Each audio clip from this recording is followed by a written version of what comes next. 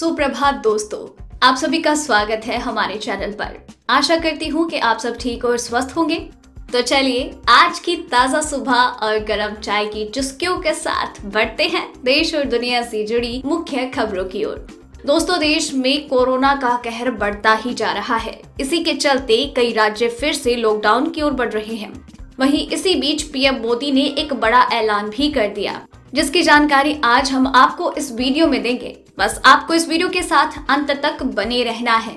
इसी के साथ ही दोस्तों आपको ले चलते हैं आज की मुख्य सुर्खियों की ओर, जहां आपको सबसे पहले बताएंगे देश में कोरोना का क्या है हाल।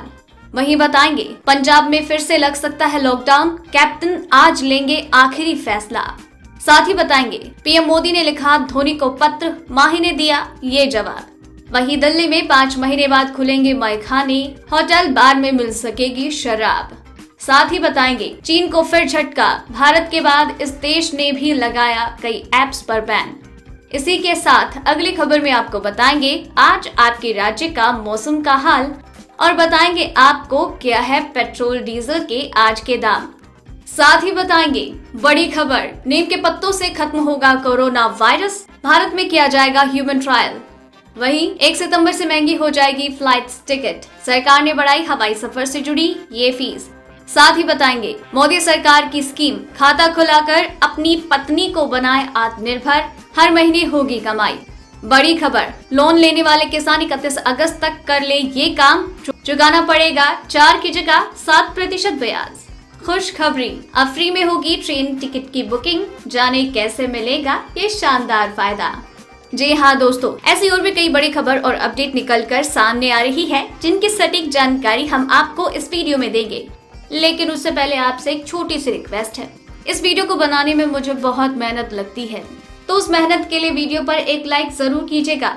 साथ ही में वीडियो के नीचे दिए गए इस लाल बटन को सब्सक्राइब कर लीजिए और पास में जो घंटी का छोटा सा बेल आइकन नजर आए उसे भी जरूर दबाएं, ताकि आपको दिन भर की सभी बड़ी खबर जानकारियां लगातार मिलती रहे। तो चलिए दोस्तों, एक एक करके सभी बड़ी खबरों के बारे में जान लेते हैं। इसी के साथ आइए आज की सबसे पहली बड़ी खबर पर नजर डालते हैं। देश में कोरोना वायरस का कहर जारी है। देश में कंफर्म केसों का आंकड़ा 28,41,400 के पार हो गया है और 54,017 से ज्यादा लोगों की जान जा चुकी है। तो वही 20,97,767 लोग ठीक हो चुके हैं। दुनिया भर में इस वायरस से 7,91,424 से ज्यादा लोगों की जान जा चुकी है। वहीं 2,26,02,281 कंफर्म केस है। हो सकता है जब आप ये वीडियो देख रहे हो तो ये आंकड़े और बढ़ गए हों। इसी के साथ बढ़ते हैं अगली खबर की ओर। पंजाब में कोरोना वायरस का कहर लगातार बढ़ रहा है। राज्य के लुधियाना, पटियाला और जालंधर जिलों में हालात बेहद खराब होते जा रहे हैं, जहां रोजाना बड़ी संख्या में कोरोना मरीजों की संख्या बढ़ रही है। इसको मुख्य रखते सरकार की तरफ से राज्य में फिर से लॉकडाउन लगाने का विचार हो रहा है। इस बारे में आखिरी फैसला मुख्यमंत्री कैप्टन अमरिंदर सिंह के नेतृत्व में गुरुवार को होने वाली उच्च स्तरीय बैठक में होगा। सरकार लॉकडाउन का फैसला लेने से पहले हर पहलू पर विचार कर रही है। सेहत सलाहकार डॉक्टर के तलवार के अनुसार राज्य इस समय मुश्किल घड़ी से गुजर रहा है और लुधियाना जिले की स्थिति सबसे ज्यादा चिंताजनक है, जिसकी समीक्षा की जाएगी। बड़ी खबर, नौकरी ढूंढ रहे युवाओं के लिए खुशखबरी। जी हाँ, मोदी कैबिनेट ने आज हुई बैठक में नेशनल रिक्रूटमेंट एजेंसी के गठन के प्रस्ताव को मंजूरी दी। दरअसल नौकरी के लिए युवाओं को बहुत परीक्षाएं देनी पड़ती है। 20 भर्ती एजेंसियां हैं।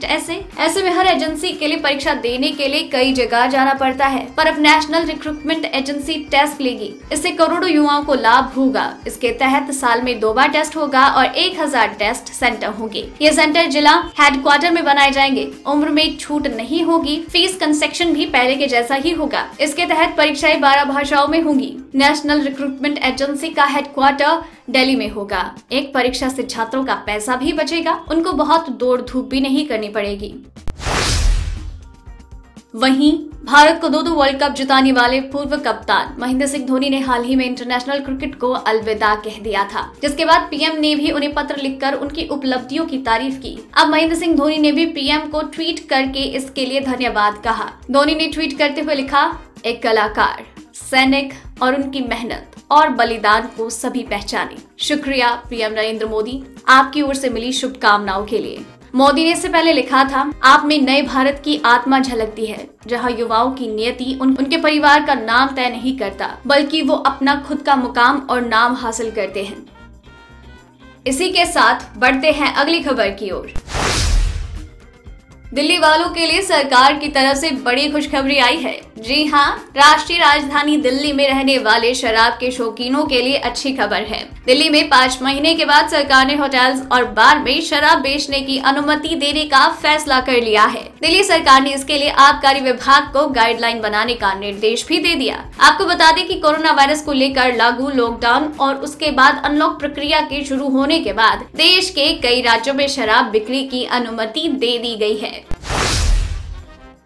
वहीं पूर्व राष्ट्रपति प्रणब मुखर्जी की तबीयत में थोड़ा सुधार हुआ। बताया गया है कि सांस लेने में उन्हें दिक्कत आ रही थी, वो कुछ हद तक ठीक हुए हैं। हालांकि वो अभी भी वेंटिलेटर पर है। राष्ट्रीय राजधानी दिल्ली स्थित सेना के R&R हॉस्पिटल की ओर से जारी किए गए बयान में कहा गया है, पूर्व राष्ट्रपति के सांस लेने की स्थिति में थोड़ा सुधार हुआ है। हालांकि वो वेंटिलेटर के सपोर्ट पर है। उनकी क्लिनिकल हालत स्थिर है और विशेषज्ञों की एक टीम उन पर निगरानी रख रही है। इससे पहले 84 वर्षीय मुखर्जी को 10 अगस्त को अस्पताल में भर्ती किया गया था और उनकी मस्तिष्क की सर्जरी की गई थी। इससे पहले कोविड-19 जांच में उनके संक्रमित होने की भी पुष्टि हुई। इसी के साथ बढ़ते हैं अगली खबर की ओर। टर्की को काला सागर में ऊर्जा का बड़ा भंडार हाथ लगा है। यह भंडार संभवतः प्राकृतिक गैस का है। टर्की के गैस भंडार की खोज अभियान से जुड़े 2 लोगों ने ये जानकारी ब्लूमबर्ग को दी। टर्की के राष्ट्रपति ने भी इसे लेकर संकेत दिए। टर्की के राष्ट्रपति रजब तय्यब एर्दोगान ने शुक्रवार को देशवासियों को खुशखबरी देने का वादा किया। टर्की के राष्ट्रपति ने कहा, इस खुशखबरी से देश में एक नए युग की शुरुआत होगी। हालांकि एर्दोगान ने भूमध्य सागर के विवादित जल क्षेत्र में ऊर्जा के भंडार की खोज जारी रखने की वजह से यूरोपियन यूनियन के साथ विवाद और गहरा गया। टर्की के राष्ट्रपति के ऐलान के बाद डॉलर के मुकाबले टर्की की मुद्रा लीरा में उछाल देखने को मिला। दोस्तों, वीडियो में अभी और भी कई खबरें बाकी हैं, इसलिए वीडियो के साथ बने रहिए। तो चलिए बढ़ते हैं अगली खबर की ओर, लेकिन उससे पहले जान लेते हैं आपके राज्य का मौसम का हाल। राष्ट्रीय राजधानी दिल्ली और उसके आसपास के इलाकों में गुरुवार को जोरदार बारिश हुई। लगातार बारिश के कारण कई इलाकों के निचले स्थानों पर जल भराव हो गया, जिससे यातायात भी ठप हो गया। दिल्ली से सटे गुरुग्राम में भी कल सुबह से ही भारी बारिश हुई। मौसम विभाग के अनुसार दिल्ली में अगले 7 दिन ऐसा ही मौसम रहना है। विभाग ने बताया है, इस दौरान कभी हल्की तो कभी जोरदार बारिश होगी। गुरुवार को प्रदेश में भारी बारिश की संभावना है। अधिकारी ने बताया है कि अगस्त में एक बार फिर से खतरनाक बारिश का दौर आ सकता है। महाराष्ट्र के भी कई जिलों में अगले 4 से 5 दिन भारी बारिश की संभावना है। इसके साथ ही गोवा और गुजरात में भी अगले कुछ दिन तक बादल बरस सकते हैं। पश्चिमी उत्तर प्रदेश के कुछ जिलों में आज बारिश और आकाशीय बिजली गिरने की संभावना है। मौसम विभाग ने उत्तराखंड में भी भारी बारिश की चेतावनी जारी की। वहीं इन दिनों कच्चे तेल के दाम में भी नरमी के संकेत है। इसके बावजूद सरकारी तेल कंपनियों ने आज फिर से पेट्रोल की कीमतें बढ़ा दी। गुरुवार को राष्ट्रीय राजधानी में पेट्रोल के दाम 11 पैसे चढ़कर 88.14 रुपए हो गए। इंडियन ऑयल की वेबसाइट के अनुसार दिल्ली में 1 लीटर पेट्रोल के दाम 81 रुपए हुआ तो डीजल 73.86 रुपए। मुंबई में पेट्रोल 87.68, डीजल 80.11 रुपए। कोलकाता में पेट्रोल 82.53 और डीजल 77.06 रुपए। चेन्नई में पेट्रोल 84.09 और डीजल 78.86 रुपए प्रति लीटर के भाव पर मिल रहा है। इसी के साथ बढ़ते हैं अगली खबर की ओर। नीम स्वाद में भले ही कड़वा हो, लेकिन इससे होने वाले फायदे किसी अमृत की तरह होते हैं। अब वैज्ञानिकों और डॉक्टर की टीम इस बात का पता लगाने में जुटी है कि क्या नीम के पत्ते कोरोना वायरस की काट बन सकते हैं। All India institute of Ayurveda ने ऐलान किया है कि वो इस बात को लेकर परीक्षण करने जा रहे हैं कि आखिर कोरोना से लड़ने में नीम कितना कारगर है। इसके लिए AIIA ने निसर्ग हर्ब्स नाम की कंपनी के साथ हाथ मिलाया। हरियाणा में फरीदाबाद के ESIC हॉस्पिटल में इसे लेकर ह्यूमन ट्रायल किया जाएगा। इस ट्रायल के तहत लोगों को नीम के कैप्सूल दिए जाएंगे। ये ट्रायल 2 तरीके से होंगे। 125 लोगों को निसर्ग के कैप्सूल दिए जाएंगे और बाकी के 125 लोगों को नीम के साधारण कैप्सूल। इसके बाद इन सारे लोगों को 28 दिनों के लिए ऑब्जर्वेशन में रखा जाएगा। वहीं भारत के बाद ताइवान ने भी राष्ट्रीय सुरक्षा का हवाला देते हुए कई चीनी ऐप्स को अपने देश में बैन कर दिया। ताइवान में अधिकारियों ने चीनी स्ट्रीमिंग प्लेटफॉर्म इक्वी और टेंसेंट के परिचालन को पूरी तरह से प्रतिबंधित कर दिया है। ताइवान के आर्थिक मामलों के मंत्रालय ने कहा है, ये कदम चीनी मीडिया कंपनियों के प्रभाव वाली सहायक कंपनियों के माध्यम से ताइवान में अपनी सामग्री बेचने से रोकने के लिए उठाया गया है। ताइवान के संचार नियामक ने कहा है, इस फैसले के बाद व्यक्तियों, कंपनियों और अन्य संगठनों को चीन में इंटरनेट के माध्यम से आने वाली सामग्री को 3 सितंबर से देश में प्रतिबंधित कर देगा। तब तक ताइवान की कंपनियों को अपना डेटा सुरक्षित कर लेने के लिए समय दिया गया, जो चीनी कंपनियों के सहयोग में काम कर रही थी। बड़ी खबर, भारतीय स्टेट बैंक और Indian railway catering and tourism corporation limited ने एक साथ मिलकर एक नई सुविधा शुरू की है। SBI और IRCTC ने संयुक्त रूप से एक क्रेडिट कार्ड को लॉन्च किया। इस कार्ड में आप फ्री में ही ट्रेन की टिकट बुक कर सकते हैं। रुपए प्लेटफॉर्म पर लॉन्च हुए इस कार्ड का नाम है IRCTC SBI प्लेटिनम कार्ड। इस कार्ड के बहुत सारे फायदे हैं। रेलवे के अनुसार ये कार्ड यात्रियों के लिए पैसे की बचत का एक शानदार माध्यम होगा। IRCTC के अनुसार एक कार्ड से शॉपिंग करने पर बम्पर छूट मिलेगी। इस कार्ड को लेने के बाद एक्टिव करते ही 350 रिवॉर्ड पॉइंट्स मिलेंगे, जिसका इस्तेमाल IRCTC की वेबसाइट पर फ्री टिकट बुकिंग के लिए कर सकते हैं।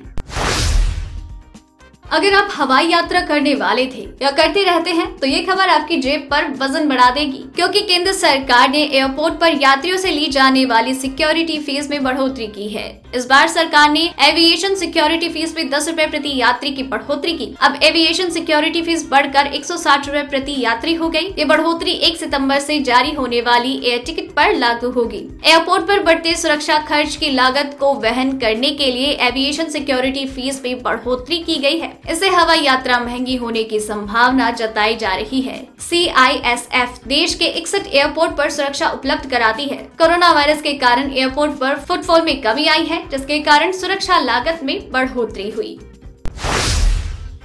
वहीं नौकरी करने वाले ज्यादातर लोग अपने परिवार के भविष्य के लिए निवेश करते हैं, लेकिन फिर भी खर्च पूरे नहीं होते। मोदी सरकार की एक ऐसी योजना है जिससे आपकी पत्नी भी इनकम कर सकती है। इस योजना में पत्नी के नाम पर अकाउंट खुलवाकर आप उन्हें आत्मनिर्भर बना सकते हैं। सरकारी योजना में गारंटीड इनकम होगी और पत्नी भविष्य में किसी पर निर्भर भी नहीं रहेगी। अपनी पत्नी के नाम पर आप न्यू पेंशन योजना अकाउंट खोल सकते हैं। NPS अकाउंट आपकी वाइफ को 60 साल की उम्र पूरी होने पर एक मुश्त रकम देगा। साथ ही हर महीने उन्हें पेंशन के रूप में रेगुलर इनकम भी होगी। NPS अकाउंट के साथ आप ये भी कर सकते हैं कि आपकी वाइफ को हर महीने कितनी पेंशन मिले। इससे आपकी वाइफ 60 साल की उम्र के बाद पैसों के लिए किसी पर भी निर्भर नहीं रहेगी। इसी के साथ बढ़ते हैं अगली खबर की ओर। किसानों को राहत देने के मकसद से सरकार ने किसान क्रेडिट कार्ड की सुविधा दी। इसके तहत सस्ती दरों पर लोन लिया जा सकता है, जिसका इंटरेस्ट एक तय तारीख पर उन्हें चुकाना होगा। अगर लॉकडाउन के चलते सरकार ने कृषि लोन पर ब्याज छूट की मियाद 2 बार बढ़ा दी थी। पहले इसे 31 मार्च तक बढ़ाया गया था, बाद में इसकी तारीख 31 अगस्त कर दी गई। ऐसे में किसानों को लोन चुकाने के लिए महज 10 दिन बचे हैं। इस बीच अगर उन्होंने रकम योजना का फायदा नहीं मिल पाएगा। ऐसे में किसानों को ज्यादा ब्याज दर पर लोन चुकाना होगा। दोस्तों, आज की खबरों में बस इतना ही। अगर आपको भी ये खबरें अपने मोबाइल पर हर दिन यूं ही चाहिए तो इस वीडियो के नीचे दिए गए इस लाल बटन को दबाकर चैनल को सब्सक्राइब कर लीजिए और साथ ही साइड में दिए गए इस घंटी को भी जरूर दबाएं। और अगर आपने वीडियो पूरा देखा है तो अपना नाम नीचे कमेंट सेक्शन में जरूर लिखिएगा। फिर मिलते हैं कल। जय हिंद, धन्यवाद।